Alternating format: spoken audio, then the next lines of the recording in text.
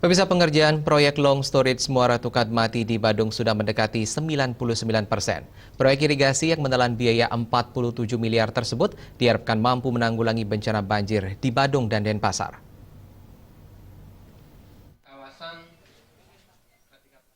Kadis Bina Marga Kabupaten Badung, Ida Bagus Surya mengatakan, saluran Tukadmati diketahui sebagai tirisan dari saluran pembuangan sawah.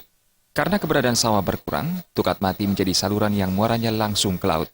Dengan tidak terawatnya muara Tukadmati, terus terjadi penumpukan sampah, sehingga bencana banjir terjadi. Di Badung, titik banjir terdapat di Jalan Tangkuban Perahu, Seminyak, Jalan Kunti, Jalan Sunset Road, Jalan Drupadi, Abimanyu, Dewi Sartika, dan Kartika Plaza. Dengan ada long storage sepanjang 1.700 meter dan lebar 50 meter ini, menjadi solusi menanggulangi banjir wilayah Badung dan Denpasar.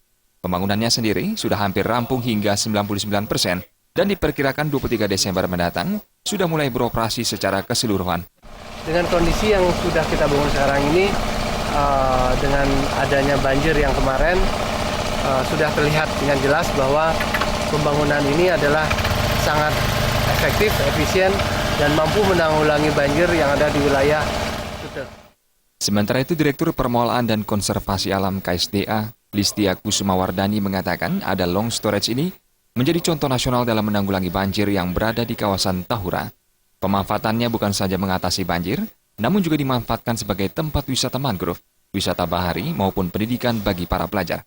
Untuk wisata alam, untuk pengembangan ilmu pengetahuan, pendidikan, penelitian, ya jadi ya silakan ini dari UBTD Tahura, dari pemerintah daerah untuk bisa mengoptimalkan.